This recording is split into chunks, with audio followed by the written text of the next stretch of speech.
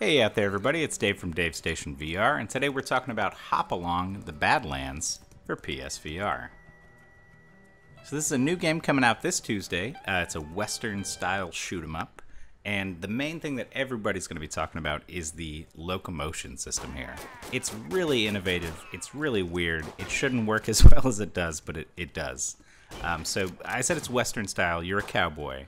And the way that you get around is that you've got a stick horse, like a kid would have, and you essentially just act like you're riding a stick horse. You sort of shake your left move controller around the way that you would if you were riding a stick horse, and it just kind of works. It feels good. I was delighted to see that it actually worked. I've never seen anything like that in VR before, but it works really well for this particular game. Graphics-wise, this thing looks really crisp in the headset. I played on Pro, but even on OG, I think it's probably still going to look pretty good. It's got that simplified kind of cartoony art style that works really well on PSVR, and I really like the environment design as well. They've got some cool branching paths. I like the look of everything.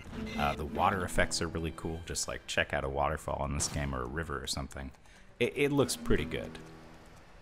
Overall, you're going to be getting 11 stages, which are split up between 3 different chapters, and that should take you about 2.5 hours to get through the whole thing.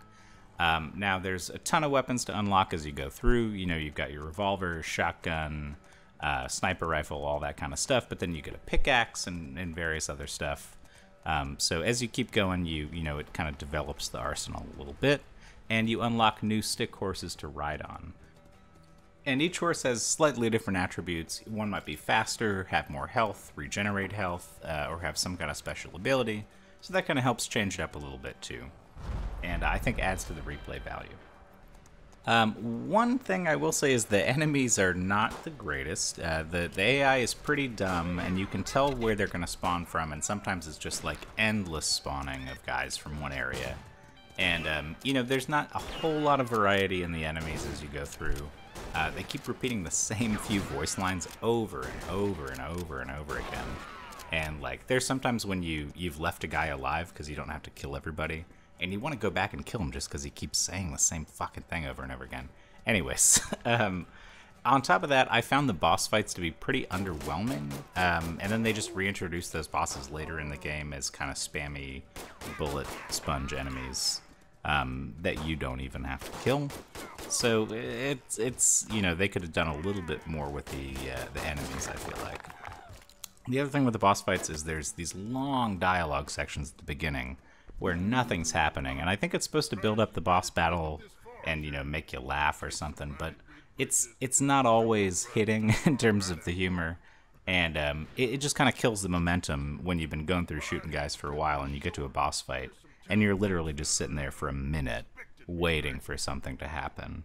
And then it does, and it's nothing crazy. It's not as exciting as some of the other stuff about the game, like the locomotion and the look of everything. And while I liked this game pretty much overall, there's some really frustrating stuff about it. The way that the progress works, it will make you want to tear your hair out if you're playing on anything above easy mode. So there's basically no checkpoints. Each stage is self-contained, and if you don't beat the whole stage, you start at the beginning again. And sometimes that is a real pain in the ass, especially because the difficulty scaling is really weird. You'll go through a whole level, even on easy sometimes, where you're just getting along just fine, nothing crazy is happening, and then you'll run into one area where there's just like 5 or 6 guys on top of you, and you can't get out, and you get shot and you die. And it's just it's frustrating because you can't get that progress back from the easy stuff. You have to go through it all again to get to the hard part and just hope that you get through that next time. So the way that they have the progress set up is really frustrating to me. I hope they patch something in as far as checkpoints go. And the other thing is that when you're playing on easy, certain areas are kind of boring. Like I said, there won't be much going on. You'll see just a few enemies. You're not in any danger.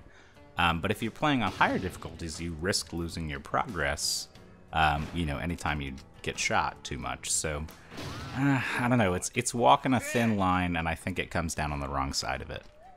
It's a little too heavy-handed in terms of kicking you back to the beginning when you lose. and something's just off about the difficulty scaling as far as I'm concerned.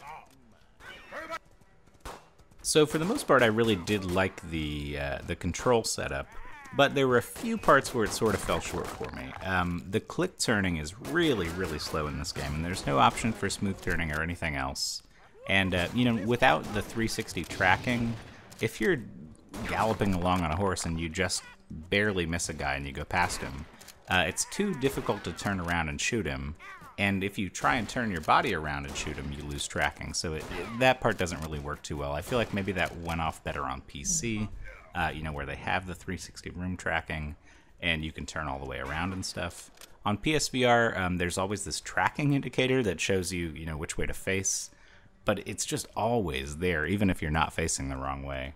And it can be kind of annoying in the sides of your vision, because you're facing the camera and you still just see these arrows pointing at you, you know, to go this way.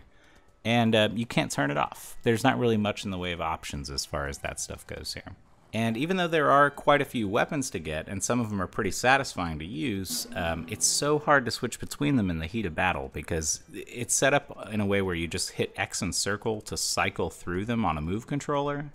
And it's so slow, and you have to go through so many to get to the one that you want, that just if you're in the firefight, you can't switch to the weapon that you want reliably without just running around and getting shot for a while. So they probably could have come up with something better. I would say, like, maybe hold the move button down and then slow time down, and then, you know, grab whatever weapon you want off a radial, kind of like Doom or something like that would be way, way better. Speaking of slowing time, actually, I totally forgot to mention that this game, actually, it does have a slow time mechanic, which is pretty cool. If you do a quick draw, which is like holding the right move button and pulling it up from your hip, you can slow time down for a little bit. I didn't end up using it that much. It's a nice thing to have, I guess, but it's not... there's not times in the game where it really calls upon you to use it for any particular reason. It's just something that might help you shoot guys if there's a bunch of them. But unfortunately, your gun reloads at the same speed in slow time, so like it takes a long time for your gun to reload, so it's not even worth it if you're using a shotgun. Anyways, I'm kind of rambling at this point.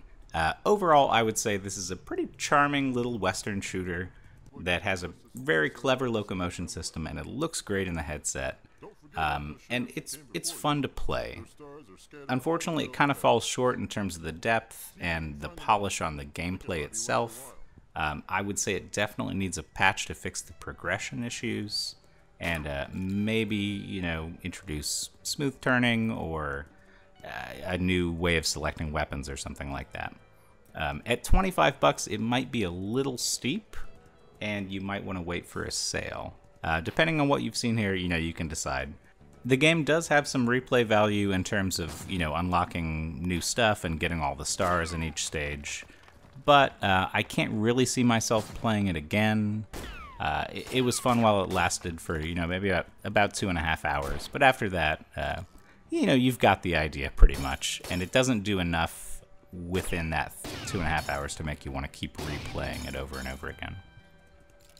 So yeah, like I said, you might want to wait for a sale for this one. If I had to give it a score out of 10, I'd say probably a 7. I did have fun with it. It looks really good. I like the locomotion system for the most part. And it's something interesting, something different. But there's some rough edges there for sure, and it can be kind of frustrating. So that's what I think. Thanks for watching, guys. I appreciate you so much. If you enjoyed this review, go ahead and leave me a like or a comment or a subscribe. That would be good. Hit the bell, too, if you feel like it. And thanks again. Have a good rest of your day.